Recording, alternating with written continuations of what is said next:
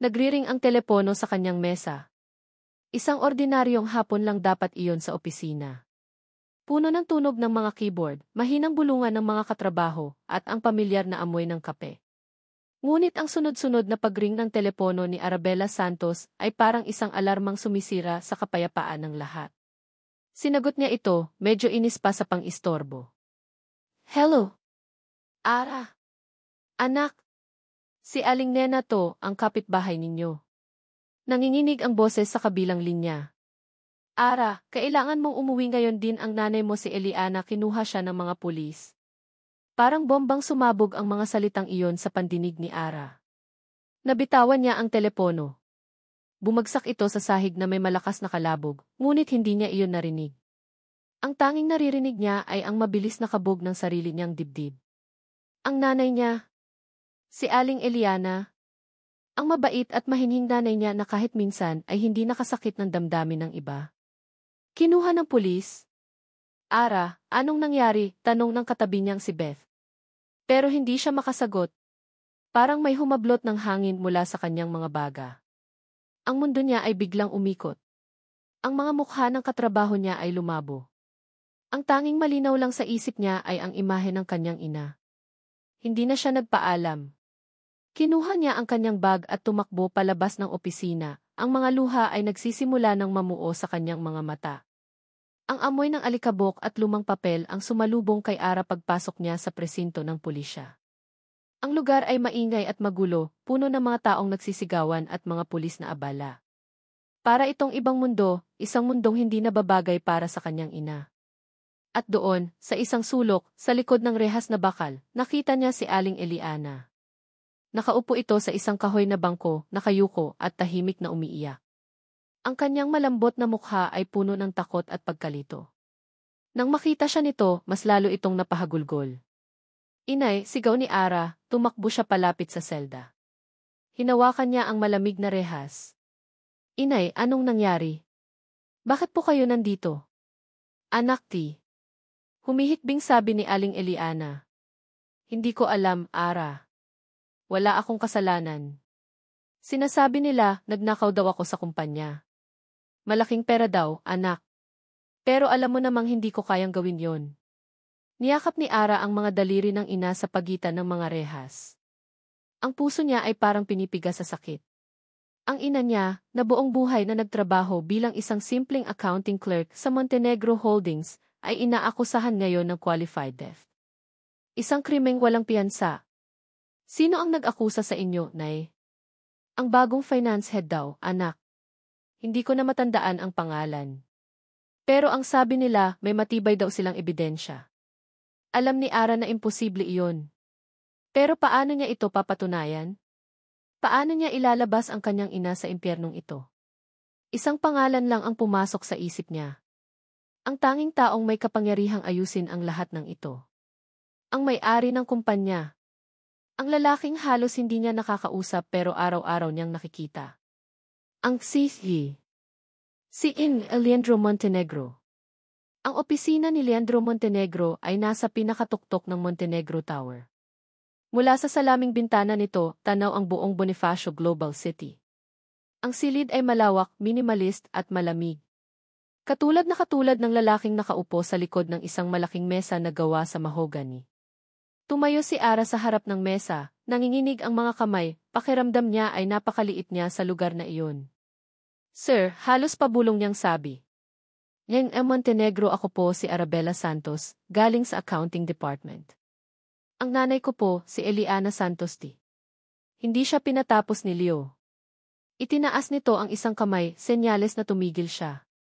I know who you are, Yuna Santos. And I know about your mother's case, sabi nito sa isang boses na walang emosyon, na kasing lamig ng hangin mula sa aircon. Isang maliit na pag-asa ang sumibol sa dibdib ni Ara. Sir, nakikiusap po ako. Inosente po ang nanay ko. Isang pagkakamali lang po ang lahat. Pakiusap, tulungan niyo po kami. Tumayo si Leo mula sa kanyang upuan. Matangkad siya at may otoridad sa bawat kilos. Lumakad siya palapit sa bintana, tinitingnan ang syudad sa ibaba na parang pag-aari niya ang lahat. Evidence points to her, Yuna Santos. The paper trail is clean. The digital footprint is clear. For the company, the case is closed. Gumuho ang pag-asa ni Ara. Pero hindi po totoo yun. Humarap si Leo sa kanya. Ang mga mata nito ay matalim at tila kayang basahin ang kanyang kaluluwa. Sa isang iglap, nawala ang imahe ng tsihi at napalitan ng isang mapanganib na predator. However, dahan-dahan itong sabi, there might be a way. A solution that could make all these problems disappear. Muling nabuhay ang pag-asa ni Ara. Kahit ano po, sir. Kahit anong kapalit, gagawin ko po. Isang bahagyang ngisi ang gumuhit sa mga labi ni Leo, isang ngising hindi umabot sa kanyang mga mata. Bumalik siya sa kanyang mesa at may kinuha mula sa isang drawer. Inilapag niya ito sa harap ni Ara. Isang makapal na folder na may nakasulat na, Marriage Contract Agreement. Nanlaki ang mga mata ni Ara. Ano po ito? A simple transaction, Jim Santos, sabi ni Leo, umupo siyang muli at ipinag-cross ang kanyang mga braso. I need a wife. A temporary one. I need an heir. You will marry me, give me a child, and after 1 year, we will annul the marriage. In exchange, I will use the resources to clear your mother's name and ensure she is set free within 24 hours. Parang huminto ang pag-ikot ng mundo ni Ara. Tinitigan niya ang kontrata, pagkatapos ay ang walang emosyong mukha ni Leo. Ito ay isang alok na hindi ka panipaniwala. Isang alok na nakakabaliw at nakakahiya. Ipagpapalit niya ang kanyang katawan, ang kanyang kalayaan, para sa kalayaan ng kanyang ina. Naramdaman niya ang pag-init ng kanyang mga pisngi sa kahihiyan. Pero bakit ako? Because you are convenient, Yuna Santos. You are here. And most importantly, you are desperate. Walang awa ang bawat salita. Bawat salita ay isang sampal sa kanyang pagkatao. Tumayo si Ara, nanginginig ang buong katawan sa galit at kawalan ng pag-asa. Gusto niyang isigaw na hindi siya isang bagay na pwedeng bilhin. Pero nang maalala niya ang mukha ng kanyang ina sa likod ng rehas, ang lahat ng tapang niya ay biglang naglaho. Tinitigan siya ni Leo, ang mga mata ay nanatiling malamig at mapanuri. Mayroon ka lang 24 na oras para magdesisyon, Gia Santos. Ang kalayaan ng ina mo o ang kalayaan mo. Walang tulog. Iyon ang naging resulta ng 24 na oras na ultimatum ni Leandro Montenegro. Ginugol ni Arabella ang buong gabi na nakatitig sa kisam ng kanyang maliit na kwarto. Ang mga salita ng lalaki ay paulit-ulit na tumatakbo sa kanyang isip. Ang kalayaan ng ina mo o ang kalayaan mo. Isang pagpipilian na hindi naman talaga isang pagpipilian. Paano niya pipiliin ang sarili niyang kalayaan kung ang kapalit ay ang pagdurusa ng sarili niyang ina sa loob ng kulungan para sa isang kasalanan na hindi nito ginawa? Kaya kinaumagahan na may mabigat na puso at kaluluwang pagod, bumalik siya sa Montenegro Tower. Nakatayo siya sa harap ng parehong mahogany na mesa, sa ilalim ng parehong malamig na tingin ni Leo. Sa tabi nito ay ang assistant nitong si Marco Alvarez, na may bahagyang awa sa kanyang mga mata. Nagdesisyon ka na, tanong ni Leo, ang boses ay kasing talas ng dati. Hindi sumagot si Ara. Dahan-dahan niyang kinuha ang ballpen na nasa ibabaw ng mesa. Ang kamay niya ay nanginginig ng husto. Bawat hibla ng kanyang pagkatao ay sumisigaw na tumakbo palayo, ngunit ang imahe ng kanyang umiiyak na ina ang nagpako sa kanyang mga paa sa sahig. Ibinuklat niya ang kontrata sa huling pahina. Nakita niya ang linya na nakalaan para sa kanyang pangalan. Arabella de Santos. Huminga siya ng malalim, isang hiningang tila naglalaman ng lahat ng kanyang mga pangarap at kalayaan na malapit nang mawala. At pagkatapos, pumirma siya. Ang bawat letra na isinulat niya ay parang isang hiwa sa kanyang puso. Naramdaman niya ang tingin ni Leo sa kanya, hindi nagbabago, walang emosyon. Para sa lalaki, isa lang itong transaksyon. Isang pirma sa isang papel. Pero para kay Ara, iyon ang pagbebenta ng kanyang kaluluwa. Nang matapos siya, kinuha ni Leo ang papel ng walang anumang salita. Ibinigay niya ito sa kanyang abogado na tahimik na naghihintay sa isang sulok. Tapos na ang usapan. Maghanda ka, sabi ni Leo, tumayo ito at inayos ang kanyang mamahaling Amerikana. Ipakakasal tayo sa loob ng 1 oras. Walang puting bestida. Walang mga bulaklak. Walang mga bisita na nakangiti at nag-aabang. Ang kasal ni Arabella Santos at Leandro Montenegro ay naganap sa isang maliit at tahimik na opisina ng isang huwes. Ang tanging mga saksi ay ang abogado ni Leo at si Marco, na kapwa mukhang hindi komportable sa kanilang nasasaksihan. Suot ni Ara ang isang simpleng beige na bestida, ang pinakamatinong damit na nahanap niya sa kanyang aparador kaninang umaga. Nakatayo siya sa tabi ni Leo, ngunit pakiramdam niya ay milya-milya ang layo nila sa isa't isa. Hindi man lang sila nagtitinginan. "Do you, Leandro Montenegro, take Arabella Santos to be your lawfully wedded wife?" Tanong ng huwes, ang boses ay mekanikal. "Edo," sagot ni Leo, mabilis at walang pag-aalinlangan. "And do you, Arabella Santos, take Leandro Montenegro to be your lawfully wedded husband?" Napalunok si Ara. Ang mga salita ay ayaw lumabas sa kanyang lalamunan. Naramdaman niya ang bahagyang paggalaw ni Leo sa kanyang tabi, isang hindi direktang pagmamadali. "Para kay inay," bulong niya sa sarili. "Para kay inay." "Ay!" "Edo," halos pabulong niyang sagot. Nagpalitan sila ng singsing. Simpleng gintong singsing na malamig sa kanyang daliri. Isang simbolo ng isang pangakong walang laman. Isang simbolo ng kanyang pagkakakulong. "I now pronounce you, husband and wife," sabi ng huwes. "You may now kiss the bride." Isang nakakabinging katahimikan ang bumalot sa silid. Humarap sa kanya si Leo, ang mga mata ay kasing blanko pa rin ang dati. Sa isang iglap, inakala ni Ara na hahalikan siya nito, at ang buo niyang katawan ay nanigas. Ngunit dahan-dahan lang nitong inilapit ang kanyang mukha at bumulong sa kanyang tainga, sapat lang para siya ang makarinig. "Huwag kang umasa. Tapos na ang seremonya." At pagkatapos ay tumalikod na ito, iniwan siyang nakatayo doon, mag-isa at hiyang-hiya. Ang penthouse ni Leandro Montenegro ay parang isang palasyo sa alapaap. Ang sahig ay gawa sa marmol, ang mga muebles ay moderno at mamahalin, at ang mga bintanang mula sahig hanggang kisame ay nagpapakita ng nakakasilaw na tanawin ng syudad. Ngunit para kay Ara, ang lugar ay malawak, walang buhay at nakakatakot. "Ito ang magiging kwarto mo." Sinundan ni Ara si Leo sa isang mahabang pasilyo. Binuksan nito ang isang pinto, at bumungad sa kanya ang isang silid na mas malaki pa sa buong apartment nila ng kanyang ina. Mayroon itong sariling banyo at walk-in closet. Ang kama ay king-sized, natatakpan ng puting kumot na mukhang hindi pa nagagalaw. Pumasok si Ara sa loob, pakiramdam niya ay isa siyang dayuhan. Isang nanghihimasok. Nakatayo lang si Leo sa may pintuan. "Ang kwarto ko ay nasa kabilang dulo ng pasilyo," sabi nito, ang tono ay nagtatakda ng isang malinaw na hangganan. "Huwag kang pumasok sa kwarto ko nang walang pahintulot ko." Tumango lang si Ara, hindi makatingin ng diretso sa kanya. May mga katulong na darating tuwing umaga para magluto at maglinis. "Kung may kailangan ka, sabihin mo sa kanila," dagdag pa nito.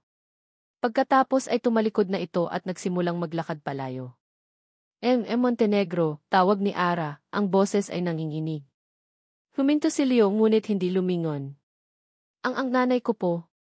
"Huwag kang mag-alala," sagot nito. "Isang salita ko lang ang kailangan.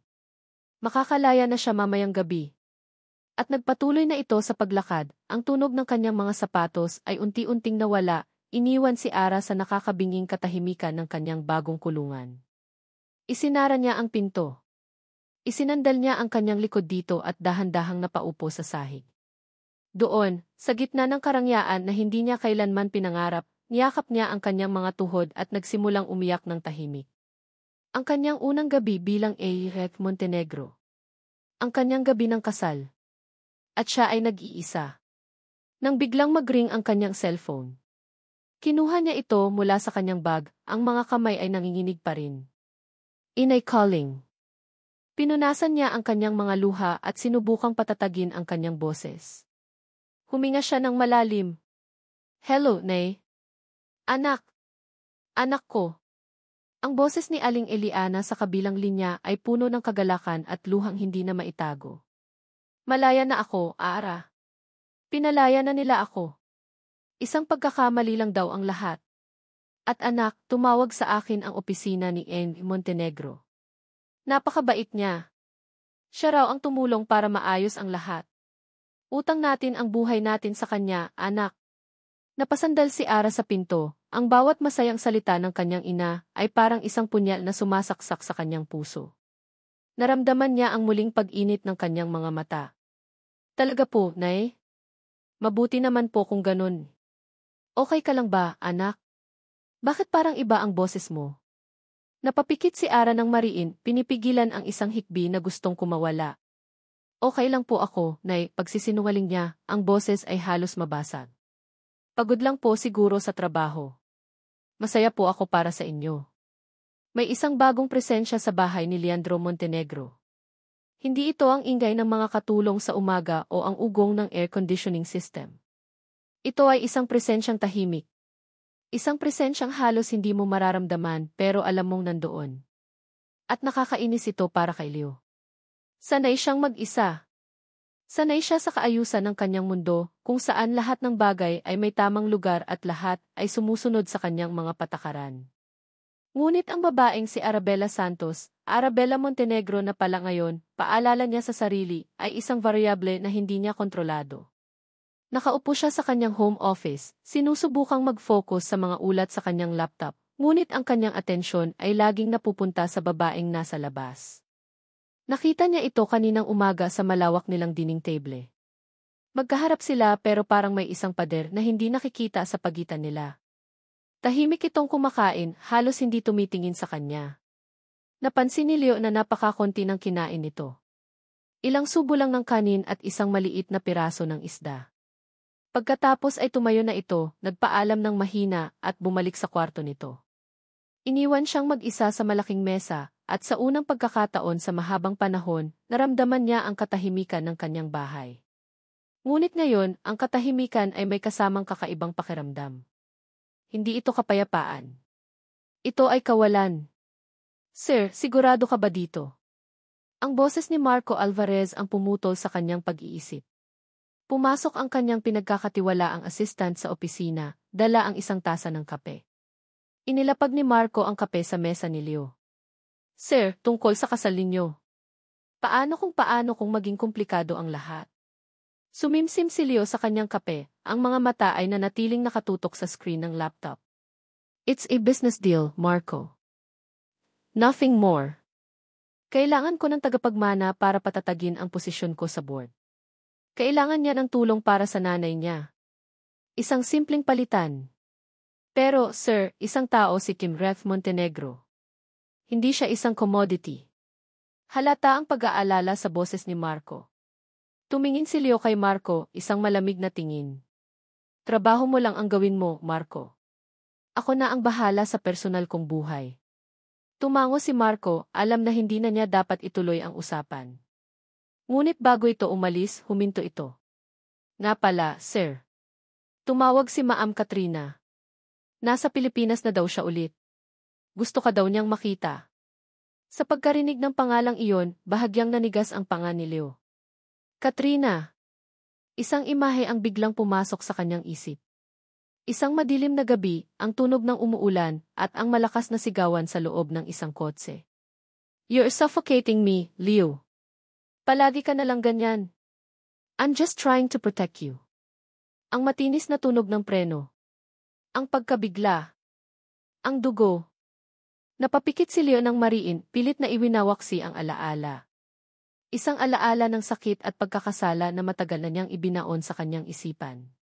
Sabihin mo wala akong oras, malamig niyang sabi kay Marco. Kinagabihan, hindi pa rin siya makapag-concentrate. Ang presensya ni Ara sa kabilang kwarto ay isang distraction. Isang tahimik na paalala ng kontratang pinasok niya. Lumabas siya ng kanyang opisina para kumuha ng tubig. Habang naglalakad sa pasilyo, nakita niya ang bahagyang pagkakabukas ng pinto ng kwarto ni Ara. Hindi niya sinasadya, ngunit napatingin siya sa loob. Wala si Ara sa kwarto. Napansin niya ang bukas na pinto papunta sa balcony. Dahan-dahan siyang lumapit. Mula sa kanyang kinatatayuan, nakita niya si Ara sa balcony. Nakatalikod dito sa kanya, nakatingin sa mga ilaw ng syudad sa ibaba. Pero hindi ang tanawin ang pinagtutuunan nito ng pansin. Sa harap nito ay may isang maliit na paso na mailamang halaman. Ang halaman ay lanta at halos tuyo na, ang mga dahon ay kulay kape na. Nakita ni Leo kung paano dahan-dahang hinaplos ni Ara ang isang lanta nitong dahon, ang kanyang mga kilos ay puno ng kalungkutan. Pagkatapos ay nakita niya itong kumuha ng isang maliit na pitsel ng tubig at maingat na diniligan ang halaman. Kinausap niya ito ng pabulong, ang boses ay napakahina para marinig ni Leo, ngunit ang kanyang postura ay nagsasabi ng lahat. Para siyang nag-aalaga ng isang bagay na nasaktan. Isang bagay na nag-aagaw buhay. Isang bagay na katulad niya. Isang hindi maipaliwanag na damdamin ang kumurot sa puso ni Leo. Pagkainis? Awa? Hindi niya masabi. Ang alam niya lang ay ayaw niya itong maramdaman. Tumalikod siya at bumalik sa kanyang opisina, pilit na ibinabalik ang malamig na pader sa paligid ng kanyang damdamin. Nang biglang mag-vibrate ang kanyang cellphone sa ibabaw ng mesa. Kinuha niya ito. Isang text message mula sa isang numerong hindi nakasave sa kanyang contacts. Binuksan niya ito. 2 pangungusap lang ang nakasulat. 2 pangungusap na nagpatigil sa kanyang paghinga. I'm back, Leo. Nami-miss mo ba ako? Alam niya kung kanino galing ang mensahe. Kahit walang pangalan, alam na alam niya. Katrina. Ang multo ng kanyang nakaraan ay nagbalik. At sa pagkakataong ito, pakiramdam ni Leo, hindi na siya basta-basta lulubayan nito. Lumipas ang ilang buwan na parang isang mahabang panaginip na walang kulay. Ang bawat araw ni Arabella ay pare-pareho. Gigising siya sa isang malambot na kama, ngunit malamig na kwarto. Kakain siya ng almusal sa isang malaking mesa, kadalasan ay mag-isa dahil maagang umaalis si Leandro. Maghapon siyang mag-isa sa malawak na penthouse. Ang tanging kasama ay ang mga libro at ang unti-unting bumubuting halaman sa kanyang balcony. Ang relasyon nila ni Leo ay nanatiling propesyonal at malayo. Nag-uusap lang sila kapag kinakailangan. Tinutupad nila ang parte nila sa kontrata, isang kasunduan na walang bahid ng anumang emosyon. Ngunit may mga gabing hindi maiiwasan, mga gabing kailangan nilang tuparin ang pinakamahalagang kondisyon ng kanilang kasal. Sa mga gabing iyon, para lang siyang isang manika na walang pakiramdam, pilit na isinasara ang kanyang isip at puso para lang malampasan ang lahat. Isang umaga, gumising si Ara na may kakaibang pakiramdam. Isang pakiramdam ng pagkahilo at pagduduwal na hindi niya maipaliwanag. Ipinagsawalang bahala niya ito noong una, iniisip na baka dahil lang ito sa nakain niya. Ngunit nang sumunod na araw, bumalik ulit ito. Mas malakas. Habang nagsisipilyo siya, bigla siyang nakaramdam ng matinding pagkahilo at dali-dali siyang tumakbo sa inidoro para sumuka. Pagkatapos noon, napaupo siya sa malamig na sahig ng banyo, hinihingal, ang puso niya ay kumakabog ng napakabilis. Isang posibilidad ang biglang pumasok sa kanyang isip. Isang posibilidad na parehong inaasahan at kinatatakutan niya. Ang dahilan kung bakit siya narito sa bahay na ito. Ang dahilan ng kontrata. Buntis ako. Ang tanong ay umalinggaw sa kanyang isipan. Hinawakan niya ang kanyang tiyan. Wala pa siyang nararamdamang pagbabago. Patag pa rin ito. Ngunit ang pagkahilo at pagsusuka ito ang mga senyales. Kailangan niyang malaman. Kailangan niyang makasiguro. Kinahapunan, nang umalis si Leo para sa isang meeting, naglakas loob si Ara na lumabas ng penthouse. Hindi siya nagpasundo sa driver ng kumpanya. Sa halip, nagsuot siya ng isang simpleng damit, isang malaking sombrero, salamin, at face mask para walang makakilala sa kanya. Naglakad siya patungo sa isang maliit na butika na medyo malayo sa gusali. Bawat hakbang niya ay puno ng kaba. Pakiramdam niya ay lahat ng tao ay nakatingin sa kanya, hinuhusgahan siya. Si Ikes Montenegro, naglalakad mag-isa papunta sa isang murang butika. Pagpasok niya, dire-diretso siya sa counter. Miss, pabili po ng pregnancy test, pabulong niyang sabi, iniiwasan ang tingin ng parmasyutika. Ilan, ma'am? 2 po, mabilis niyang sagot. Gusto niyang makasigurado. Mabilis niyang kinuha ang maliit na paper bag at halos takbuhin ang daan pabalik sa gusali. Ang puso niya ay hindi tumitigil sa mabilis na pagtibok. Nakatayo si Ara sa harap ng salamin sa malawak at puting banyo. Ang lugar ay napakalamig at tahimik, na lalong nagpapalakas sa tunog ng kabog ng kanyang dibdib. Nanginginig ang kanyang mga kamay habang binubuksan ang kahon ng pregnancy test. Sinunod niya ang mga direksyon sa pakete, ang bawat kilos ay tila napakabagal. Pagkatapos, Inilapag niya ang 2 puting plastic stick sa ibabaw ng marmol na counter. At nagsimula ang paghihintay. Ang 3 minuto na iyon ay parang 3 taon. Nakatitig lang siya sa mga ito, hindi kumukurap, halos hindi humihinga. Ito na. Ang sagot sa kanyang mga tanong. Ang katuparan ng kanyang kontrata. Ang simula ng isang bagong kabanata sa kanyang buhay na hindi niya pinili. Unti-unti, isang linya ang lumitaw. Pagkatapos, sa tabi nito, isa pa. 2 malinaw, hindi mapagkakailangang pulang guhit. Ganoon din ang resulta sa pangalawang test. Positibo. Napaurong si Ara ng isang hakbang, ang kamay niya ay napunta sa kanyang bibig. Ang mga luha ay nagsimulang mamuo sa kanyang mga mata at isa-isang pumatak sa malamig na sahig. Hindi ito luha ng saya. Ito ay luha ng takot. Ng pagkalito. Hinawakan niyang muli ang kanyang tiyan. Totoo na ito. May buhay sa loob niya. Isang buhay na bunga ng isang kasunduang walang pag-ibig.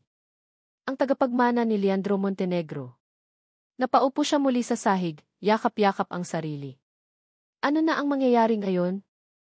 Ito ang hinihingi ng kontrata, pero ang maramdaman ito bilang isang katotohanan sa loob ng iyong katawan ay ibang-iba. Hindi na ito mga salita sa papel. Ito na ang kanyang realidad. Kailangan niyang sabihin kay Leo. Karapatan nitong malaman. Ito ang ama. Ngunit paano? Paano niya sasabihin ang isang balitang dapat ay masaya sa isang lalaking halos hindi siya kinakausap? Ano ang magiging reaksyon nito? Magiging masaya ba ito dahil natupad na ang gusto nito o ituturing lang siya nitong parang isang inkubator na nagtagumpay sa kanyang trabaho? Tumayo siya, pinunasan ang kanyang mga luha. Kailangan niyang maging matapang. Para sa sarili niya. At para sa batang nasa sinapupunan niya. Hawak-hawak ang isang pregnancy test na parang isang ebidensya, dahan-dahan siyang lumabas ng banyo. Tinungo niya ang pasilyo papunta sa opisina ni Leo. Bawat hakbang ay mabigat. Nakahinga siya ng maluwag nang makitang nakasarado ang pinto ng opisina nito. Hindi pa ito umuuwi. May oras pa siya para ihanda ang sarili. Ngunit pagpihit niya para bumalik sa kanyang kwarto, narinig niya ang pagbukas ng pinto sa ibaba. Umuwi na ito. Narinig niya ang mga yabag nito na papalapit. Nagmadali siyang pumasok sa kanyang silid, ngunit hindi niya naisara ng maayos ang pinto. Nakatayo siya sa gitna ng kanyang kwarto, hawak pa rin ang test, nang marinig niya ang boses ni Leo sa labas. At pagkatapos, narinig niyang may kausap ito sa telepono. Dahil sa kaba, bahagya niyang isinilip ang sarili sa siwang ng pinto. Nakita niya si Leo na nakatayo sa pasilyo, nakatalikod sa kanya. At ang boses nito iba. Hindi ito ang malamig at makapangyarihang boses ng CEO na palagi niyang naririnig. Hindi ito ang walang emosyong boses na nagdikta ng mga kondisyon ng kanilang kasal. Ang boses na naririnig niya ngayon ay mas mababa, mas malumanay. May bahid ito ng pag-aalala. Isang tono na hindi kailanman ginamit nito para sa kanya. Naiintindihan ko, sabi ni Leo sa kausap nito sa telepono. Isang maikling katahimikan. Just take care of yourself. Naramdaman ni Ara ang panlalamig ng kanyang dugo. Sino ang kausap nito? Sino ang nagpapalabas ng ganitong klaseng boses mula sa isang lalaking gawa sa yelo? At pagkatapos ay narinig niya ang mga huling salita na wawasak sa anumang natitirang tapang sa kanyang dibdib. Okay, Kat, magkita tayo. Kat. Ang pangalan ay parang isang dagundong ng kulog sa tainga ni Ara. Ang balikat ni Leo, na kanina itila tensyonado, ay bahagyang relaxed. Pagkatapos ay ibinaba na nito ang telepono at naglakad patungo sa sarili nitong kwarto sa dulo ng pasilyo, walang kamalay-malay na may isang taong nakarinig sa kanya. Isang taong winasak niya nang hindi man lang niya nalalaman. Dahan-dahang isinara ni Ara ang pinto, ang puso niya ay parang bumagsak mula sa napakataas na lugar. Kat. Sino si Kat? At bakit sa simpleng pagbigkas lang ng pangalang iyon, nagbago ang buong pagkatao ni Leo? Napatitig si Ara sa pregnancy test na hawak-hawak niya. Ang 2 pulang guhit. Ang katibayan ng kanilang kontrata. Ang katibayan ng batang dinadala niya. Kanina lang, ito ang pinakamabigat na bagay sa kanyang mundo. Ngayon, pakiramdam niya ay wala itong halaga. Ang balitang dapat sana ay magiging sentro ng kanilang relasyon, kahit pa ito'y isang peking relasyon, ay big. Ang balitang dapat sana ay magiging sentro ng kanilang relasyon, kahit pa ito'y isang peking relasyon, ay biglang natabunan ng isang pangalan. Isang boses. Isang pag-uusap na hindi para sa kanya. Naramdaman niya ang isang pamilyar na kirot sa kanyang dibdib. Hindi ito ang unang pagkakataon na naramdaman niya na siya ay pangalawa lamang, na siya ay isang anino. Pero ngayon, mas masakit. Dahil hindi na lang ito tungkol sa kanya. May isa pang buhay na nadadamay. Ang anak niya. Ang anak nila. Huminga siya ng malalim, pilit na pinapatatag ang sarili. Hindi. Hindi niya hahayaang lamunin siya ng pagdududa. May obligasyon siya. May obligasyon si Leo. Kailangan nitong malaman. Ano man ang namamagitan sa kanila ni Ikat, ang batang ito ang prioridad. Dapat. Pinunasan niya ang luhang hindi niya namalayang tumulo na pala. Muli niyang hinawakan ng mahigpit ang pregnancy test. Naglakad siya palabas ng kanyang kwarto, ang bawat hakbang ay mas mabigat kaysa kanina. Nakatayo siya sa harap ng pinto ng opisina ni Leo. Nakasarado ito. Tiyak na nandoon ito sa loob. Nanginginig ang kamay niyang itinaas para kumatok. Isa. Dalawa. Tatlong katok na mahina. Walang sagot. Kumatok siyang muli, mas malakas na ngayon. Narinig niya ang isang mabigat na buntong hininga mula sa loob bago ang tunog ng mga yabag na papalapit. Bumukas ang pinto. Bumungad sa kanya si Leandro Montenegro. Ang mukha nito ay gusot, halatang naistorbo. Ang malambot na tono na narinig ni Ara kanina sa telepono ay ganap nang nawala. Ang bumalik ay ang malamig at walang pasensyang si. What is it? Tanong nito, ang boses ay matalim. Hindi man lang siya nito pinapasok. Napaatras ng bahagya si Ara sa tindi ng tingin nito. Ang lahat ng tapang na inipon niya ay biglang naglaho. Nanginginig ang kanyang mga labi habang sinusubukan niyang magsalita. May kailangan akong sabihin sa'yo, pautal-utal niyang sabi. Tinaasan siya ni Leo ng kilay. Hindi ba pwedeng ipagpabukas na lang yan? I'm busy. Importante to, Leo. Ito ang unang beses na tinawag niya ito sa pangalan nito at naramdaman niya ang panginginig sa sarili niyang boses. Nagbuntong hininga muli si Leo, isang buntong hiningang puno ng pagkainis. Tumingin ito sa hawak niyang kamay na mahigpit na nakakuyom. Ano ba yan? Ito na. Ngayon na. Dahan-dahan niyang ibinukas ang kanyang palad. Iniharap niya dito ang puting plastic stick na may dalawang malinaw na pulang guhit. Nakita niya ang pagbabago sa mga mata ni Leo. Ang pagkainis ay napalitan ng pagkabigla. Tumingin ito mula sa pregnancy test, papunta sa kanyang mga mata at pagkatapos ay sa kanyang tiyan. Parang sinusubukan nitong iproseso ang impormasyon. Isang mahabang katahimikan ang namagitan sa kanila. Isang katahimikang mas maingay pa kaysa sa sigawan. Hinihintay ni Ara ang kanyang hatol. Isang salita. Isang reaksyon. Kahit ano. Ngunit bago pa man makapagsalita si Leo, bago pa man mabuo ang anumang emosyon sa mukha nito, muling tumunog ang telepono nito sa loob ng opisina. Isang partikular na ringtone na ngayon lang narinig ni Ara. Nakita niya ang pagbabago sa ekspresyon ni Leo. Ang pagkabigla ay biglang nawala. Napalitan ito ng isang bagay na mas malalim. Isang bagay na hindi para sa kanya. Tumalikod ito at sinagot ang tawag, iniwan si Ara na nakatayo sa labas ng pinto, ang puso ay basag na basag. Hininaan nito ang boses, ngunit sa katahimikan ng pasilyo, narinig pa rin ni Ara ang mga salitang sinabi nito sa kausap nito. Mga salitang tumatak sa kanyang isipan na parang nagbabagang bakal. Okay, kat papunta na ako. Magkita tayo. Ang dalawang pulang guhit. Ang boses ni Katrina sa telepono. Ang dalawang realidad na iyon ay nagsalpukan sa isipan ni Leandro habang nakatayo siya sa pasilyo, kaharap ang babaeng asawa niya sa papel na maihawak na katibayan ng kanilang kontrata. Buntis si Arabella. Ang plano ay gumagana. Dapat ay makaramdam siya ng isang bagay. Kasiyahan. Tagumpay? Pero wala.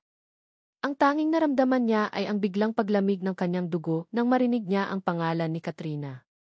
Ang multo ng kanyang pinakamalaking pagkakamali. Kailangan kong umalis, sabi niya kay Ara, ang boses ay mas matigas kaysa sa kanyang intensyon. Hindi na niya hinintay ang sagot nito. Mabilis siyang tumalikod, kinuha ang susi ng kanyang kotse at umalis. Kailangan niyang harapin ang isang sunog bago pa man niya kayang isipin ang isa pa. Sa isang mamahaling restaurant sa Makati, naghihintay si Katrina Velasco. Pagpasok pa lang ni Leo, nakita na niya ito agad. Nakaupo sa isang table sa sulok, sa ilalim ng isang dim na chandelier. Maganda pa rin siya, walang duda. Ngunit may kakaiba sa kanya ngayon. Mukha siyang babasaging salamin, marupok at malungkot. Leo, sabi nito nang makalapit siya, ang boses ay mahina at nanginginig.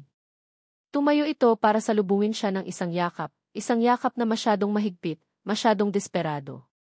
Kat, sabi ni Leo, bahagyang tinapik ang likod nito. Anong nangyari? Bakit ka biglang tumawag? Umupo sila. Tinitigan siya ni Katrina, ang mga mata nito ay puno ng luha na hindi pa pumapatak. Hindi ko na kaya, Leo. Bumalik ako dito sa Pilipinas dahil akala ko makakapagsimula ako ulit. Pero hindi. Araw-araw, gabi-gabi, naaalala ko lang siya. Alam ni Leo kung sino ang tinutukoy nito. Naaalala ko ang anak natin, pagpapatuloy ni Katrina, ang isang butil ng luha ay tuluyan ng pumatak sa kanyang pisngi. Ang sakit, Leo. Ang sakit-sakit pa rin. At ikaw lang ang nakakaintindi sa sakit na nararamdaman ko. Parang may isang higanting kamay na pumiga sa puso ni Leo. Ang pamilyar na pakiramdam ng pagkakasala. Ang bigat na ilang taon na niyang pasan-pasan. Inabot ni Katrina ang kanyang kamay sa ibabaw ng mesa at mahigpit na hinawakan ito. Sorry kung naistorbo kita. Alam kong may asawa ka na. Pero wala akong ibang malapitan. Pakiramdam ko, nag-iisa na lang ako sa mundo. Ang bawat salita niya ay isang patak ng lason na dahan-dahang kumakalat sa sistema ni Leo. Nabulag siya ng awa at ng lumang responsibilidad na nararamdaman niya para dito. Nakalimutan niya ang babaeng iniwan niya sa bahay. Ang babaeng nagdadalang tao. Sa mga sandaling iyon, ang tanging nakikita niya ay ang nasasaktang mukha ni Katrina, isang sakit na sa isip niya, siya ang may kasalanan. Habang nagmamaneho pa uwi, gulong-gulo ang isip ni Leo. Sa isang banda, nandoon ang bigat ng problema ni Katrina. Sa kabilang banda, nandoon ang katotohanan ng pagbubuntis ni Ara. Isang problema. Isang solusyon. Ganoon niya sinubukang ayusin ang mga ito sa kanyang isip. Ang kay Katrina ay isang problemang personal, isang multo mula sa nakaraan na kailangan niyang harapin. Ang kay Ara ay isang solusyon sa problema niya sa kumpanya, isang kontratang kailangan niyang tuparin. Ngunit habang papalapit siya sa penthouse, alam niyang hindi ganoon kasimple iyon. Pagpasok niya, ang katahimikan sa penthouse ay mas mabigat kaysa dati. Nakita niya si Ara na nakaupo sa sofa sa sala, naghihintay. Nang makita siya nito, tumayo ito. Ang mga mata nito ay puno ng mga tanong na hindi nito masabi. Umuwi ka na, sabi nito, ang boses ay walang laman. Hindi makatingin ng diretsyo si Leo. Ang amoy ng pabango ni Katrina ay tila nakakapit pa rin sa kanyang damit. Lumapit si Ara sa kanya. Hindi na nito hawak ang pregnancy test. Ngunit ang presensya nito, ang tahimik na pag-aakusa sa mga mata nito, ay sapat na. Tungkol sa kanina.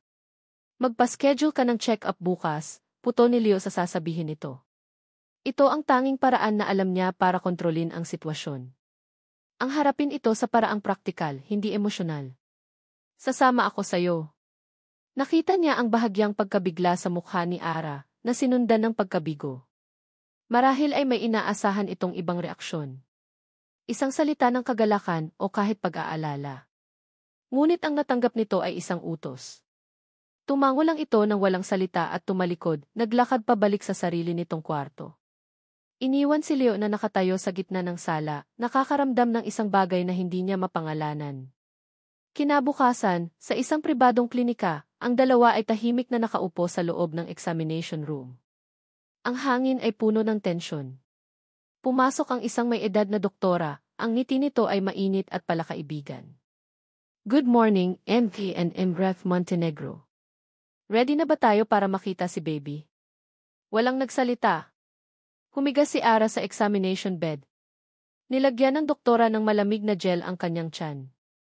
Ang atensyon ni Leo ay napako sa monitor ng ultrasound machine. Iginagalaw ng doktora ang transducer sa tiyan ni Ara. Isang itim at puting imahe ang lumitaw sa screen. At pagkatapos, isang tunog. Hush-hush. Hush-hush. Isang malakas, mabilis na tibok ng puso. Napatingin si Leo sa screen. Isang maliit na tuldok na tumitibok. Isang buhay. Kanyang anak. Sa unang pagkakataon, naramdaman niya ang isang bagay na totoo. Isang koneksyon. Umiti ang doktora. Ayan, napakalinaw ng heartbeat. Very healthy. Bahagyang umiti si Ara, ang mga mata ay nakatutok din sa screen. Sa isang sandali, nawala ang tensyon sa pagitan nila. Sa isang sandali, sila ay dalawang magulang na nakatingin sa kanilang anak. Iginagalaw pa ng doktora ang transducer. Kumunot ang noo nito, pagkatapos ay napalitan ng isang malawak na ngiti. Muli itong tumingin sa kanila, ang mga mata ay nagniningning sa tuwa. Congratulations, Dinky and Simrek Montenegro, masayang sabi ng doktora. Mukhang mas marami tayong dapat ipagdiwang kaysa sa inaakala ninyo. Nagkatinginan si Leo at Ara, parehong naguguluhan. It's not just one T. Sabi ng doktora, itinuturo ang screen. It's twins. Kambal.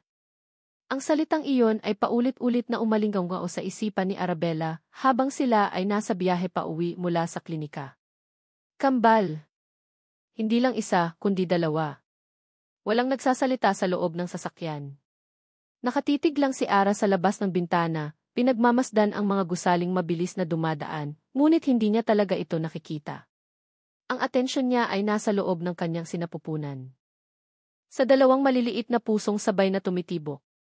Sa tabi niya, si Leandro ay tahimik din, ang mga kamay ay mahigpit na nakahawak sa manibela. Hindi mabasa ni Ara ang ekspresyon nito. Gulat. Saya. Pag-aalala. O isa lang itong bagong kalkulasyon sa kanyang isipan. Dalawang tagapagmana sa halip na isa. Mas mabilis na matatapos ang kontrata. Pagdating nila sa penthouse, inaasahan ni Ara na magpapatuloy ang kanilang karaniwang agwat. Ngunit may nagbago. Mag-resign ka na sa trabaho simula bukas, sabi ni Leo, ang boses ay hindi na isang tanong kundi isang utos. Napatingin sa kanya si Ara. Pero. Walang pero, Ara, putol nito. Hindi mo pwedeng stress ang sarili mo. Masyadong maselan ang pagbubuntis mo. I'll have Marco arrange everything. At kukuha ako ng private nurse para tumingin sa'yo dito. Natigilan si Ara. Ito ba ay pag-aalala? O pag-iingat lang sa kanyang key investment? Sa mga sumunod na araw, naging mas kapansin-pansin ang pagbabago kay Leo. May mga pagkakataong mahuhuli niya itong nakatingin sa kanya, partikular sa kanyang tiyan na hindi pa naman gaanong halata. Isang gabi, habang naghahanda siya ng gatas na may kasamang vitamins na inireseta ng doktor, nakita niyang pumasok si Leo sa kusina. Ako na, sabi nito, kinukuha ang baso mula sa kanyang kamay. Nakita ni Ara ang pagkalito sa mukha nito habang tinitimpla ang gatas. Bahagya itong napangiwi ng matalsikan ng mainit na tubig. Sa unang pagkakataon, nakita ni Ara ang isang bahid ng pagiging ordinaryong tao sa perpektong si. Isang lito at medyo clumsy na tao. Inabot nito sa kanya ang baso. Drink this. Habang iniinom niya ang gatas, hindi niya napigilang makaramdam ng isang maliit na kislap ng init sa kanyang dibdib. Isang maliit na binhi ng pag-asa. Baka sakali, ang mga batang ito ang maging tulay para maging totoo ang kanilang pamilya. Ngunit ang pag-asang iyon ay kasing rupok ng salamin. At isang hapon, nabasag ito. Nagbabasa si Ara ng libro sa sala nang biglang tumunog ang doorbell. Inaasahan niyang isa sa mga katulong ang magbubukas, ngunit narinig niya ang boses ni Leo na papalapit sa pinto. Sino yan? Tanong ni Leo. At pagkatapos, narinig ni Ara ang pagbukas ng pinto. Isang pamilyar na boses ng babae ang sumagot, malambing at tila nag-aalala. Leo! Pasensya na, bigla akong napadaan. Nabalitaan ko ang good news. Gusto ko lang kayong i-congratulate. Napatayo si Ara, ang libro ay nahulog mula sa kanyang mga kamay. Dahan-dahan siyang naglakad papalapit sa may sala at natigilan sa kanyang nakita. Nakatayo sa may pintuan ang isang babaeng napakaganda, nakasuot ng isang eleganteng damit. Ang mukha nito ay parang isang anghel. Ngunit ang mga mata nito, nang mapatingin sa kanya, ay may kakaibang kislap. Katrina, narinig niyang sabi ni Leo. Pumasok ka. Pumasok si Katrina, ang mga mata ay agad na napunta sa tiyan ni Ara. Isang ngiti ang gumuhit sa mga labi nito, isang ngiting hindi umabot sa kanyang mga mata. You must be Arabella.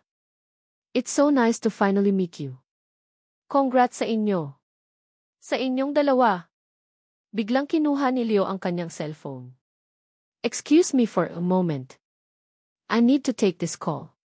Naglakad ito palayo, iniwan silang dalawa ni Katrina sa sala. Agad na nawala ang ngiti sa mukha ni Katrina. Lumapit ito kay Ara, ang mga mata ay mapanuri. Alam mo, panimula nito sa isang boses na halos pabulong, ganyan din si Leo sa akin noon. Protective. Lalo na nung buntis ako. Huminto ito, tinititigan si Ara ng diretso sa mata, bago idinugtong ang mga salitang parang lason. Sa anak namin. Parang isang balde ng nagielong tubig ang ibinuhos kay Ara. Ang anak namin. So, totoo nga. Nagkaroon sila ng anak. At ang pag-aalaga na ipinapakita ni Leo sa kanya ngayon segunda mano lang pala. Isang replay ng ginawa nito noon. Naramdaman ni Ara na siya ay isang impostor. Isang katawan na inupahan para tuparin ang isang papel na hindi para sa kanya. Bumalik si Leo tapos na sa kanyang tawag.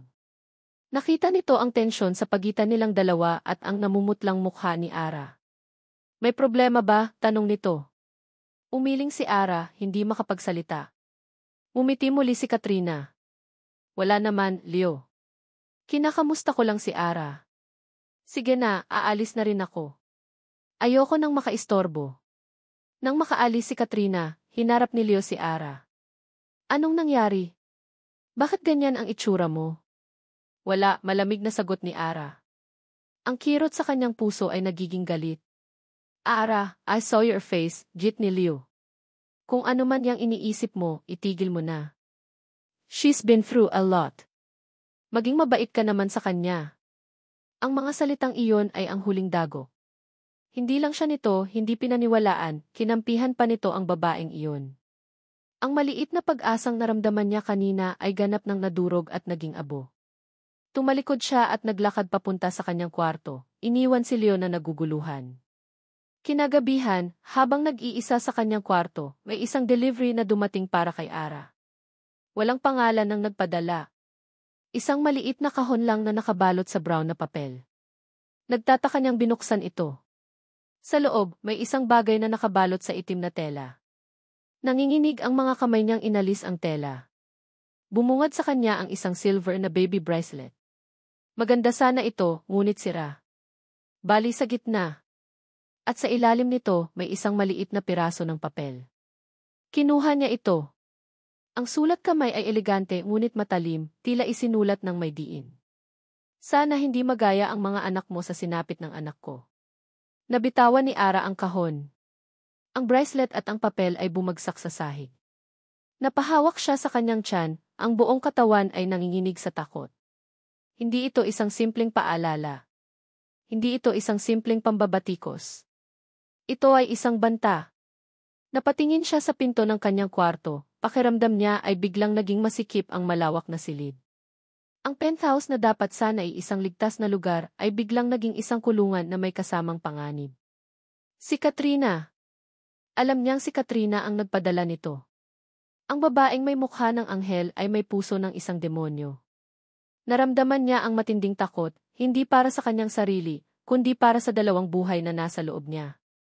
Ang mga anak niya. Ang mga anak nila ni Leo. Pero paano niya ito sasabihin kay Leo? Maniniwala ba ito sa kanya? O sasabihin na naman nitong paranoid lang siya? Na dapat niyang intindihin ang babaeng marami ng pinagdaanan? Napasandal si Ara sa pader, dahan-dahang napaupo sa sahig.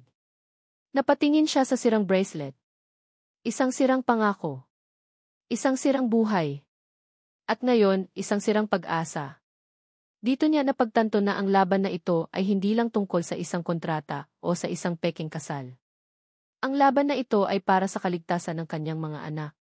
At sa laban na ito, pakiramdam niya, nag-iisa lang siya. Lason. Iyon ang salitang pinakamalapit na makapaglalarawan sa impluwensya ni Katrina. Hindi ito isang laso na bigla ang pumapatay. Isa itong laso na dahan-dahan, unti-unti at hindi mo namamalayan, kumakalat na pala sa buong sistema mo, binabaluktot ang iyong pananaw at nililito ang iyong isipan. Ang mga tawag sa telepono ay naging mas madalas. At laging sa gabi, kung kailan pinakatahimik ang bahay at pinakamahina ang depensa ng isang tao. Isang gabi, hating gabi na, habang sinusubukan ni Leo na tapusin ang ilang trabaho sa kanyang kama, tumunog ang telepono niya. Ang espesyal na ringtone na para lang kay Katrina. Bumuntong hininga siya bago sumagot. Kat! Leo, sorry, nagising ba kita?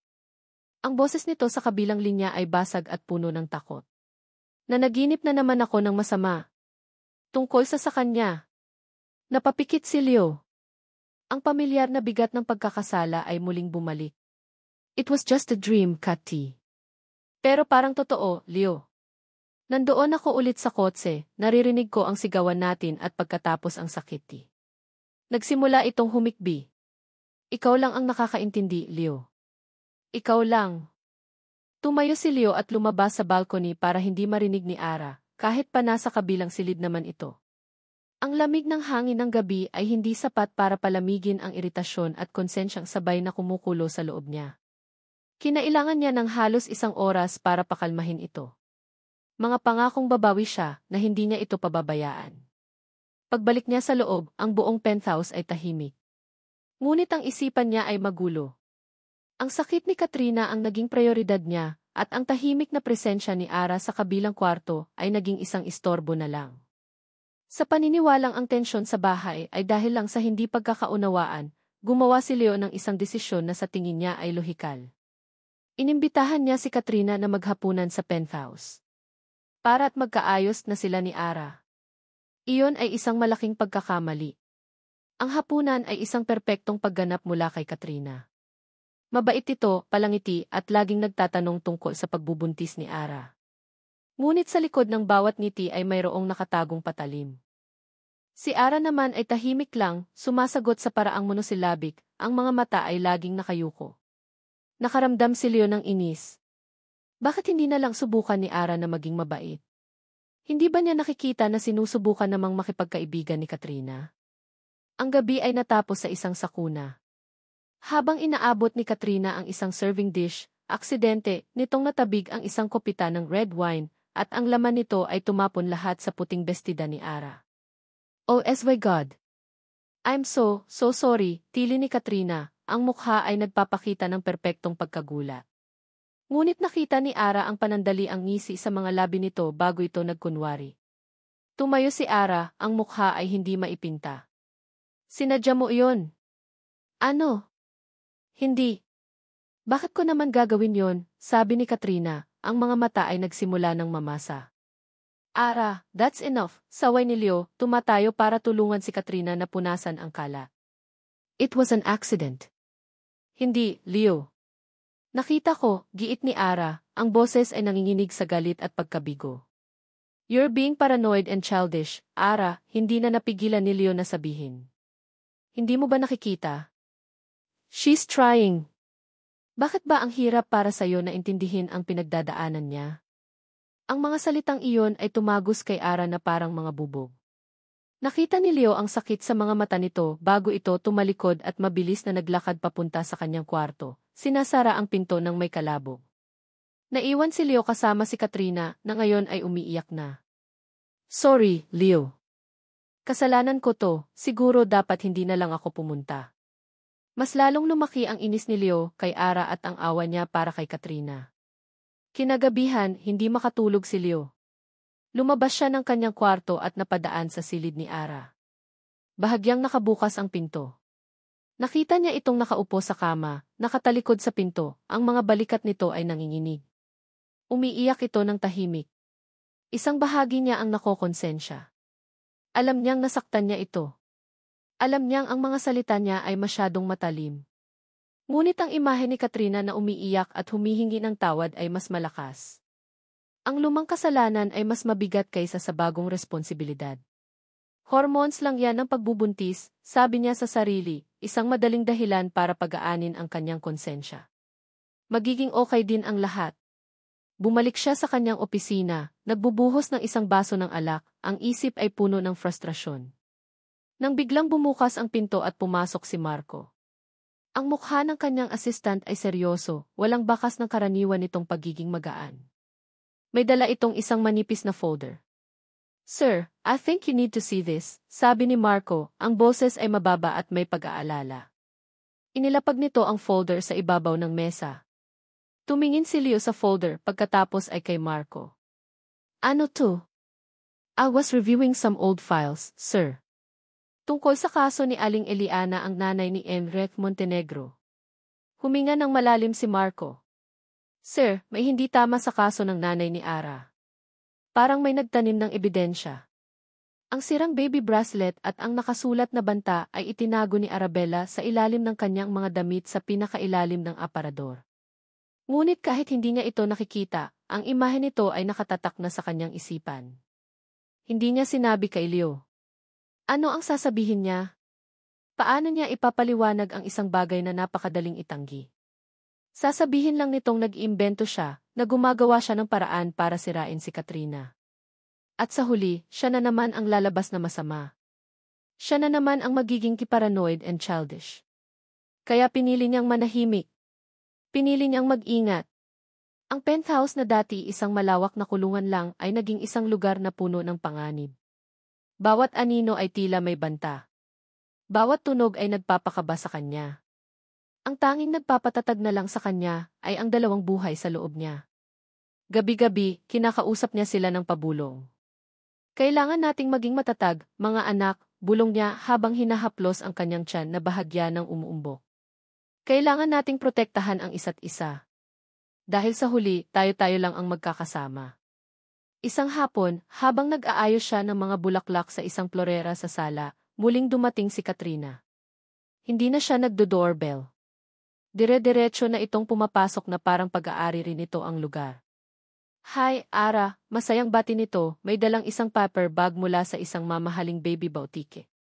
"May dala akong regalo para sa kambal." Tumayo lang si Ara, hindi gumagalaw, hawak-hawak ang isang florera. Pinilit niyang ngumiti. "Salamat. Alam mo, dapat lumabas tayo minsan. Mag-shopping." "Para naman hindi ka laging nababagot dito," sabi ni Katrina, inilalapag ang paper bag sa mesa. Habang nakatalikod si Katrina, nakita ni Ara ang isang bagay. May hawak itong isang maliit na baso ng tubig. Maingat, at sa paraang akala nito ay walang nakakakita, bahagya nitong ibinuhos ang kaunting tubig sa makintab na sahig malapit sa paanan ng ingranding hagdanan. Hindi ito isang malaking bas, isang patak lang na halos hindi mapapansin, pero sapat na para maging madulas. Nanigas si Ara sa kanyang kinatatayuan. Ang puso niya ay nagsimulang kumabog ng malakas. Ito na. Isang patibong. Ano ang gagawin niya? Sisigaw ba siya? Sasabihin bang, "Nakita ko ang ginawa mo"? Sino ang maniniwala sa kanya? Bago pa man siya makakilos, tumingin si Katrina sa kanyang relo. "Naku, I have to go. May meeting pa pala ako. But I'll be back soon."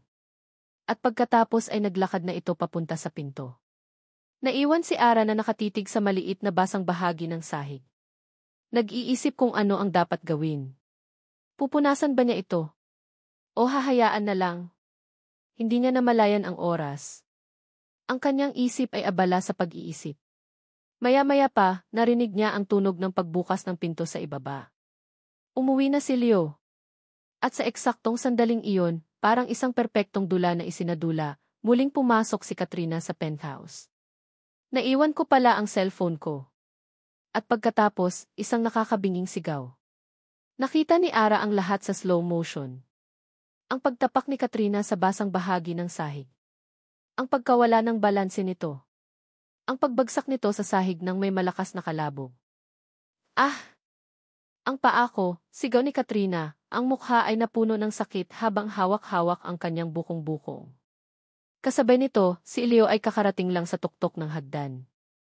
Ang una niyang nakita ay si Katrina na nakahandu sa isasahig, umiiyak sa sakit. Pagkatapos, ang tingin niya ay napunta kay Ara, na nakatayong hindi kalayuan, ang mukha ay puno ng pagkagulat at takot. Mabilis na tumakbo si Leo papunta kay Katrina. "Kat! Anong nangyari?" "Hindi ko alam, nadulas ako." Humihikbing sabi ni Katrina, pagkatapos ay itinuro nito ang sahig. May tubig. Sinundan ni Leo ang tingin nito at nakita ang maliit na basang marka. At pagkatapos, ang mga mata niya ay bumalik kay Ara. Ngunit ang mga mata niya ngayon ay hindi na nagtatanong. Ang mga ito ay puno ng isang bagay na mas masakit. Puno ng pag-aakusa at matinding pagkabigo. Hindi ko akalain na kaya mong gawin to, Ara, sabi ni Leo, ang bawat salita ay isang dagok sa dibdib ni Ara. Hindi ko akalain na hahantong ka sa ganito kababaw. Leo, hindi ako. Sinubukan ni Ara na magpaliwanag, ngunit ang mga salita ay ayaw lumabas. Paano niya ipagtatanggol ang sarili sa isang bagay na perpektong isinadula laban sa kanya? Huwag ka nang magsalita, sigaw ni Leo. Nakikita ko na ang lahat. Hindi na niya hinintay pa ang paliwanag ni Ara. Binuhat niya si Katrina at maingat na inilabas ng penthouse. Tatawag ako ng ambulansya. Naiwan si Ara na nakatayo, mag-isa, sa gitna ng malawak na sala. Ang katahimikan ay nakakabingi. Pakiramdam niya ay gumuho ang buong mundo sa kanyang paanan. Ang huling hibla ng tiwala na pinanghahawakan niya ay bigla na lang naputol. Maya-maya pa, narinig niya ang tunog ng sirena ng ambulansya, papalapit, pagkatapos ay papalayo, hanggang sa ito ay tuluyan ng naglaho sa ingay ng syudad. Napahawak siya sa kanyang tiyan, ang mga tuhod ay nanghihina. Dahan-dahan siyang napaupo sa sahig, sa parehong lugar kung saan umarte si Katrina. Ang mga luha ay malayang dumadaloy sa kanyang mga pisngi. Umiiyak siya hindi lang dahil sa sakit ng akusasyon, kundi dahil sa sakit ng katotohanan. Para kay Leo, siya ay palaging magiging pangalawa. Palaging mali. Nang biglang mag-vibrate ang kanyang cellphone sa kanyang bulsa. Isang mensahe mula sa isang hindi kilalang numero. Nanginginig ang mga kamay niyang binuksan ito. Hindi ito text. Isa itong audio file. Sa gitna ng kanyang pag-iyak, pinindot niya ang play button. Narinig niya ang ingay sa background, parang nasa loob ng isang ospital. At pagkatapos, narinig niya ang boses ni Leo, puno ng pagsisisi at lambing na hindi kailanman para sa kanya. Sorry, kasalanan ko ang lahat. Babawi ako sa'yo, pangako. Paulit-ulit na pinatugtog ni Ara ang maikling recording.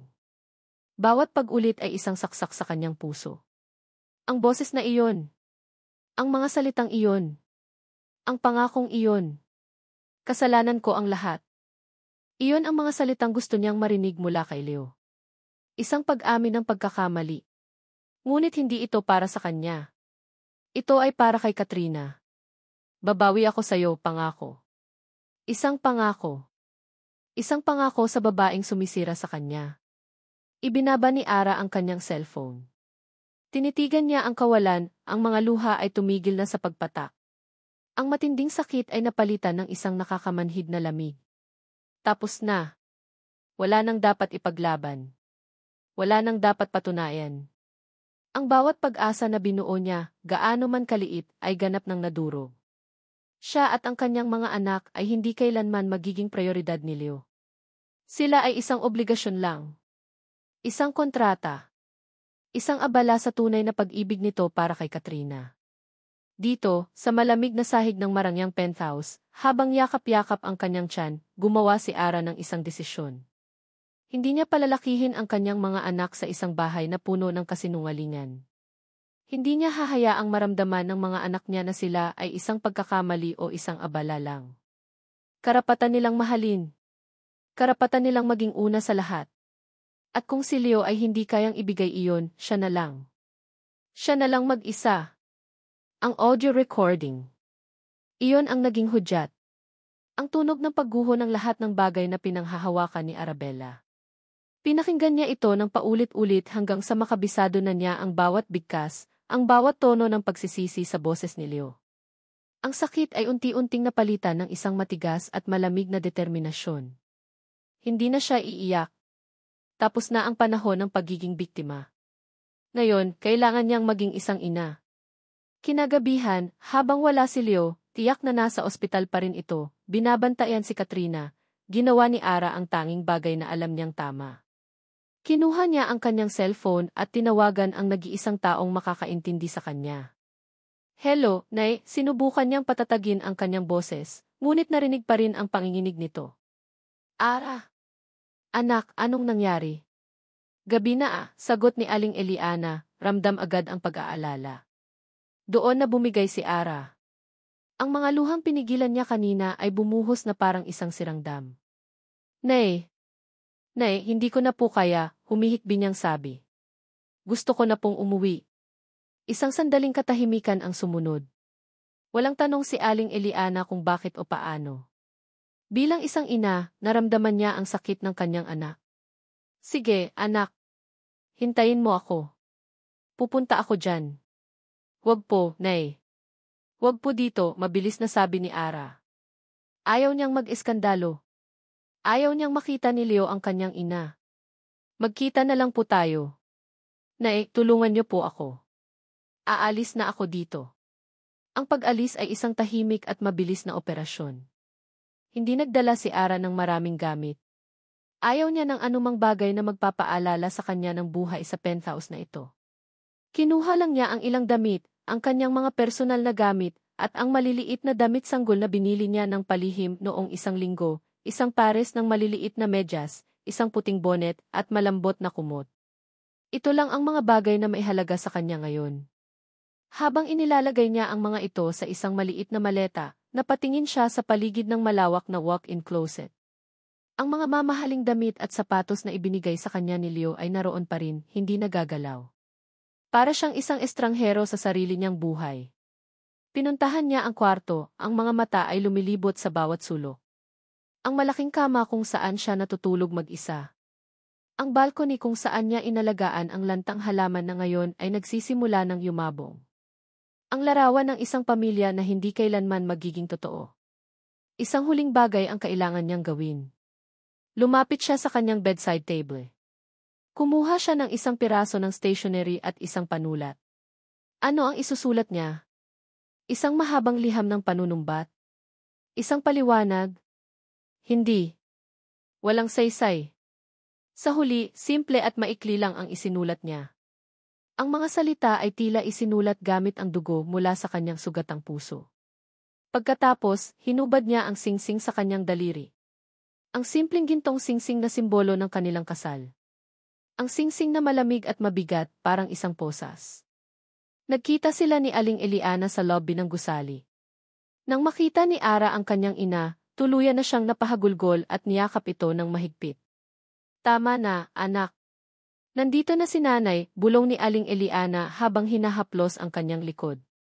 Nakita ng ina ang maliit na maleta at ang sakit sa mga mata ng kanyang anak. Sa wakas, naintindihan na niya. Ang kabaitan ni M.A. Montenegro ay may mabigat na kapalit. Tahimik silang sumakay sa isang taxi, papalayo sa kumikinang na tore ng mga Montenegro, papalayo sa isang buhay na binuo sa kasinungalingan. Gabi na nang umuwi si Leo. Pagod ang kanyang isip at katawan. Ang buong gabi niya ay ginugol sa ospital. Isang minor sprain lang pala ang nakuha ni Katrina, ngunit ang pag-arte nito ay parang nabalian ito ng buto. Pumasok siya sa penthouse, inaasahan ang karaniwang katahimikan. Ngunit ang katahimikan ngayong gabi ay iba. Mas mabigat. Mas malalim. Parang may nawala. Ara, tawag niya, walang sumasagot. Naglakad siya papunta sa kwarto nito. Nakasarado ang pinto. Kumatok siya. Walang sagot. Kumatok siyang muli, mas malakas. Wala pa rin. Pinihit niya ang door knob. Hindi ito nakalock. Binuksan niya ang pinto at bumungad sa kanya ang isang kwartong malinis at maayos. Masyadong maayos. Ang aparador ay bahagyang nakabukas, at nakita niyang wala na roon ang iilang damit na alam niyang pag-aari ni Ara. Ang puso niya ay biglang nagsimulang kumabog. Mabilis siyang lumapit sa kama. At doon, sa ibabaw ng unan, nakita niya ang dalawang bagay. Isang piraso ng papel. At sa ibabaw nito, ang gintong singsing na isinuot niya sa daliri nito noong araw ng kanilang kasal. Nanginginig ang mga kamay niyang kinuha ang papel. Binasa niya ang maikling sulat. Pinalaya na kita sa kontrata natin, Leo. Alagaan mo siya. Ang mga salita ay simple, ngunit ang bigat nito ay parang isang malaking bato na dumagan sa kanyang dibdib. Pinalaya. Kontrata. Alagaan mo siya. Nabitawan niya ang papel. Tumakbo siya palabas ng kwarto, sinisipat ang bawat sulok ng malawak na penthouse. Sigaw niya, ang boses niya ay puno ng isang emosyong hindi niya inaasahan. Isang emosyong malapit sa panik. Ngunit ang tanging sumagot sa kanya ay ang alinggaw ng sarili niyang boses. Ang nakakabinging katahimikan ng isang bahay na biglang naging walang laman. Wala na siya. Umalis na siya. Iniwan na siya. Iyon ang unang pagkakataon na naramdaman ni Leandro Montenegro ang purong, hindi adulteradong honglon. Hindi ito ang kontroladong stress ng isang deal na nalulugi o ang pressure mula sa board of directors. Ito ay isang primal na takot na gumagapang mula sa kanyang tiyan paakyat sa kanyang lalamunan na nagpapahirap sa kanyang paghinga. Paulit-ulit niyang tinatawagan ang numero ni Ara. Bawat ring ay isang pag-asa. At bawat sagot ng operator, "The number you have dialed cannot be reached," ay isang martilyo na pumupukpok sa pag-asang iyon. Tinawagan niya ang nanay nito, si Aling Eliana. Hindi rin ito sumasagot. Marco, sigaw niya sa kanyang telepono nang sagutin ito ng kanyang assistant. "I need you to find her. Find Arabella. Now." I-trace mo ang telepono niya, gamitin mo lahat ng koneksyon natin. I don't care what you have to do, just find her. Ang boses niya ay hindi na ang boses ng isang si. Ito ay boses ng isang taong desperado. Isang taong nawawalan. Habang naghihintay, nilibot niya ang penthouse na parang isang hayop na nakakulong sa haula. Ang bawat sulok na dati simbolo ng kanyang tagumpay ay ngayon isang paalala ng kanyang kabiguan. Ang katahimikan ay sumisigaw sa pangalan ni Ara. Ang amoy ng mga bulaklak na inayos nito sa florera ay tila isang multo. Nang biglang bumukas ang pinto ng elevator at pumasok si Marco, dala-dala hindi ang balita tungkol kay Ara, kundi ang parehong folder na ipinakita nito sa kanya noong isang gabi. "Sir, alam kong hindi ito ang tamang oras, pero kailangan niyo talagang makita ito," sabi ni Marco, ang mukha ay seryoso. "Wala akong panahon para dyan, Marco. Hanapin mo ang asawa ko," sigaw ni Leo. "Sir, konektado po ito," git ni Marco, hindi natitinag. Ang ebidensya laban kay Aling Eliana, itinanim. Ang nagtanim, isang dating accountant na tinanggal natin 2 taon na ang nakakaraan. At nalaman namin, sir, may malaking perang idineposito sa account niya 1 linggo bago mangyari ang lahat. Ang perang iyon, na-trace namin sa isang offshore account na konektado kay Ms. Katrina Velasco. Natigilan si Leo. Ang mga salita ni Marco ay dahan-dahang lumulubog sa kanyang isipan. Katrina. Muli, si Katrina. Ang pangalan na laging konektado sa gulo. Ngunit ito ay ibang klase. Ito ay planado. Ito ay masama. Isang malamig na kuryente ang gumapang sa kanyang likuran. Bigla niyang naalala ang isang bagay. Yung security cameras, bulong niya. "Anong camera, sir?" "Nagpalagay ako ng mga hidden camera sa mga common areas ng penthouse ilang buwan na ang nakakaraan pagkatapos ng isang security threat sa building. I forgot all about them." Mabilis siyang pumunta sa kanyang opisina, si Marco ay nakasunod sa likuran niya. Nanginginig ang mga kamay niyang binuksan ang kanyang laptop at in-access ang security system. Hinanap niya ang petsa. Ang araw ng key aksidente ni Katrina. At pinindot niya ang play. Ang unang nakita niya ay si Ara, nag-aayos ng bulaklak. Pagkatapos ay pumasok si Katrina. Nakita niya ang pag-uusap nila. Nakita niya kung paano nagkunwaring abala si Katrina bago ito maingat na nagbuhos ng kaunting tubig sa sahig. Malinaw na malinaw. 1 kilos na kalkulado at puno ng mali siya. Pagkatapos, ang pag-alis nito at ang muling pagbabalik, kasabay ng pagdating ni Leo. Ang perpektong tiyempo. Ang perpektong pag-arte. Ang sigaw. Ang pagbagsak. Lahat ay isang dula. Napatitig si Leo sa screen, ang kanyang mga kamao ay nakakuyom ng napakahigpit na namumuti na ang mga ito. Ang hangin ay tila ninakaw mula sa kanyang mga baga. Niloko siya. Ginamit siya. Ang awa na naramdaman niya, ang pagkakasala na pinasa niya sa loob ng maraming taon, lahat ng iyon ay ginamit laban sa kanya. At sa proseso, itinulak niya palayo ang tanging taong totoo sa kanya. Paranoid and childish. Ang sarili niyang mga salita ay bumalik sa kanya na parang isang sampal. Naalala niya ang bawat pagkakataon na kinampihan niya si Katrina. Bawat pagkakataon na sinaktan niya si Ara. Ang sirang baby bracelet na marahil ay hindi lang isang kwento. Ang mga luhang nakita niya sa mga mata ni Ara. Isang nakakabinging galit ang kumulo sa loob niya. Galit kay Katrina. Ngunit mas malaki ang galit niya sa kanyang sarili. Dahil nagpabulag siya. Tumayo siya at lumabas ng opisina, pabalik sa kwarto ni Ara. Ang kwarto ay malamig at walang laman, maliban sa mga bagay na iniwan nito. Ang mga damit na binili niya. Ang mga alahas na hindi nito isinusuot. At sa ibabaw ng dresser, nakita niya ang isang maliit na pares ng medyas ng sanggol. Ang isa sa mga bagay na binili nito, marahil ay hindi na naisama sa pagmamadali. Kinuha niya ito. Napakaliit. Napakalambot. Ang simbolo ng dalawang buhay na ipinagkatiwala sa kanya, na ngayon ay nawawala dahil sa kanyang katangahan. At doon, habang hawak ang maliit na medyas, habang nilalanghap ang naiwang amoy ni Ara sa silid, sa wakas ay inamin niya ang katotohanang matagal nang itinatago ng kanyang aroganting puso. Mahal ko siya, bulong niya sa kawalan, ang boses ay basag at puno ng pagsisisi. Mahal na mahal ko si Ara. Nang biglang tumunog ang kanyang telepono. Hindi ito si Ara. Isang hindi rehistradong numero. Nanginginig niyang sinagot ito. Hello. N. Montenegro. Ang boses ay pamilyar. Puno ng lamig at pinipigilang galit. Si Aling Eliana. Aling Eliana, nasaan si Ara? Pakiusap, kailangan ko siyang makausap. Huwag mo nang babanggitin pa ang pangalan ng anak ko, putol nito sa kanya, ang bawat salita ay matalim. Kung may natitira ka pang kahihiyan, iwan mo na ang anak ko. Bago pa man may mangyaring masama sa kanya at sa mga apo ko dahil sa'yo. Pero hindi niya naiintindihan. Ako ang hindi nakakaintindi. O ikaw ang bulag, Din Montenegro. Ang mga salita ni Aling Eliana ay walang awa. Sinira mo ang buhay niya. Ginawa mo siyang pambayad utang. At ngayon, dahil sa'yo, nasa panganib siya. Kaya kung may halaga pa sa'yo ang buhay ng mga magiging anak mo, lumayo ka na. Click! Ibinaba na nito ang telepono. Naiwan si Leo na nakatayo, hawak ang teleponong wala ng tunog. Ang bigat ng kanyang pagkakamali, ng kanyang pagiging bulag, ay dumagan sa kanya ng buong buo. Nag-iisa siya. At nawala sa kanya ang lahat.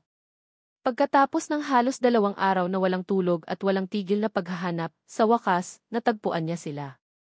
Hindi sa isang marangyang kondominium o sa isang kilalang hotel.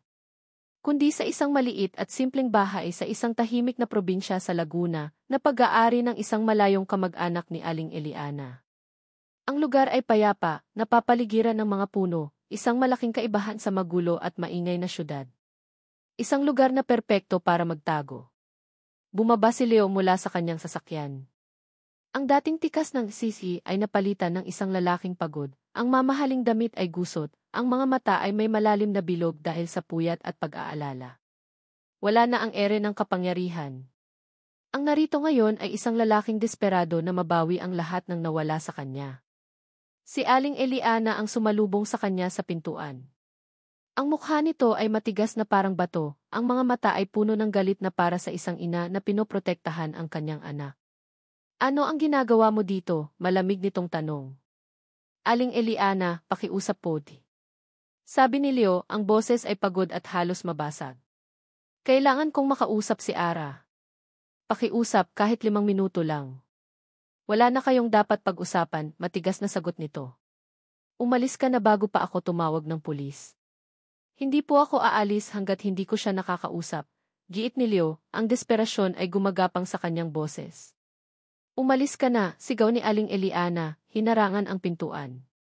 Nasa loob ng kwarto si Ara, naririnig ang sigawan sa labas. Ang bawat salita ni Leo ay parang isang dagundong na yumayanig sa kanyang puso. Ang isang bahagi niya ay gustong manatili sa loob, protektahan ang sarili mula sa sakit. Ngunit ang isang bahagi, ang bahaging naghahanap ng katapusan, ng isang malinaw na paghihiwalay, ay nagtulak sa kanya na tumayo. Dahan-dahan siyang lumabas ng kwarto, ang mga kamay ay nakahawak sa kanyang tiyan na medyo umuumbok na. Nakita niya ang kanyang ina na matapang na nakaharang sa pinto, at si Leo sa labas, ang mukha ay puno ng pighati. Nay, okay lang po, mahinang sabi ni Ara. Papasukin niyo po siya. Nag-aalangang tumabi si Aling Eliana. Pumasok si Leo sa loob ng maliit na sala. Nang magtama ang kanilang mga mata, isang kuryente ng sakit, pagsisisi, at pag-ibig ang dumaloy sa pagitan nila. Ara, di. Simula ni Leo, lumalapit. Huwag kang lumapit, mabilis na sabi ni Ara, na paatras. Ano ang kailangan mo, Leo? Nandito ka ba para kunin ang mga tagapagmana mo? Huwag kang mag-alala, tutuparin ko ang kontrata. Ibibigay ko sila sa'yo pagkapanganak ko. Hindi, mabilis na sagot ni Leo, umiling-iling, ang mga mata ay puno ng sakit. Hindi na iyon ang dahilan kung bakit ako nandito. Ara, maniwala ka sa akin, nagsisisi ako. Nalaman ko na ang lahat. Tungkol kay Katrina. Tungkol sa paninira niya sa nanay mo. Tungkol sa pag-arte niya. Nakita ko ang lahat sa video. Natigilan si Ara.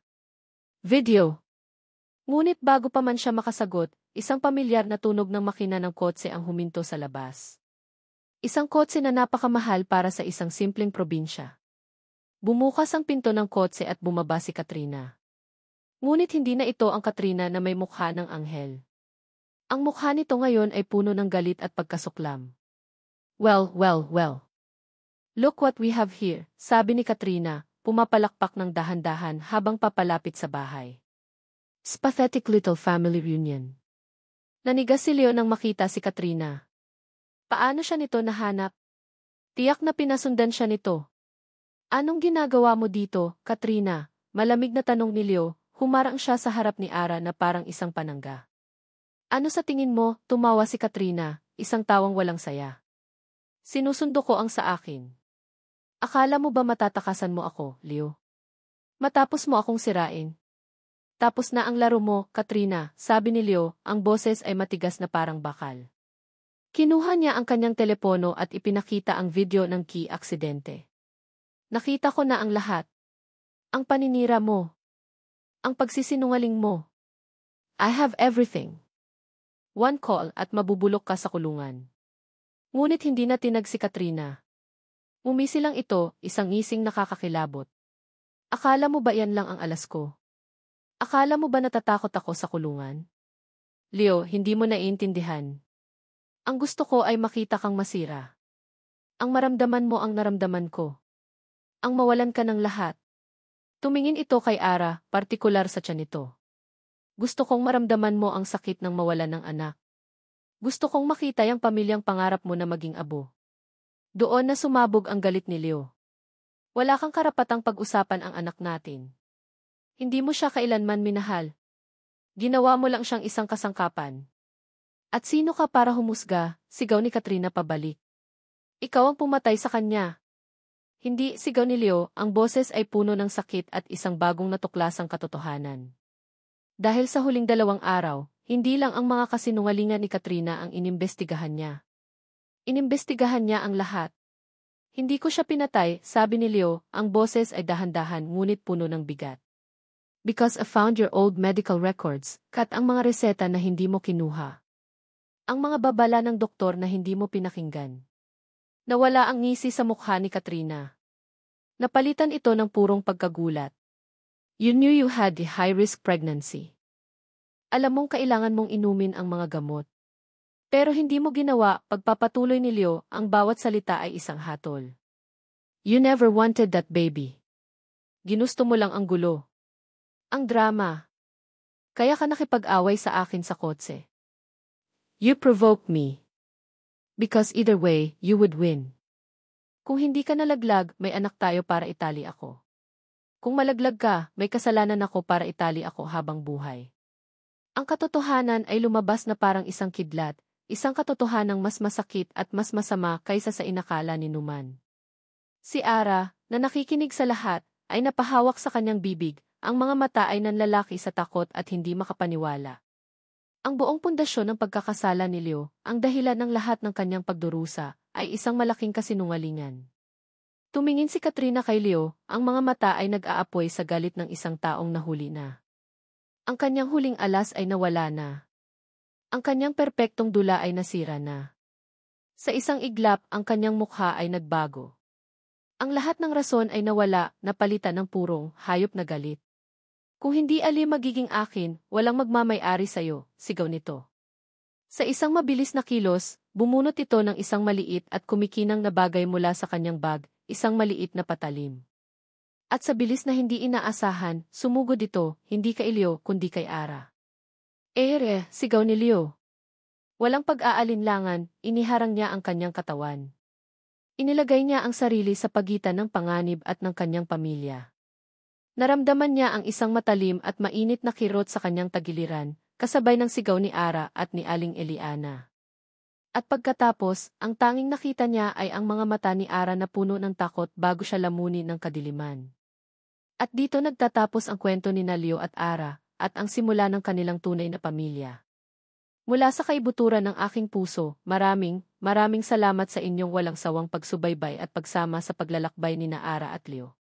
Mula sa unang kabanata na puno ng desperasyon, hanggang sa mga huling sandali ng pag-asa at pagpapatawad, naramdaman ko ang bawat emosyon kasama ninyo.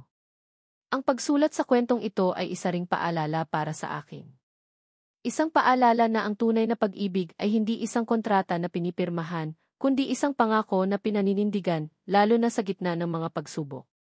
Ito ay tungkol sa pagpapatawad, hindi lang sa pagpapatawad sa mga taong nakasakit sa atin, kundi sa mas mahirap na gawain ng pagpapatawad sa ating mga sarili para sa ating mga pagkakamali. At higit sa lahat, ito ay isang kwento ng pag-asa.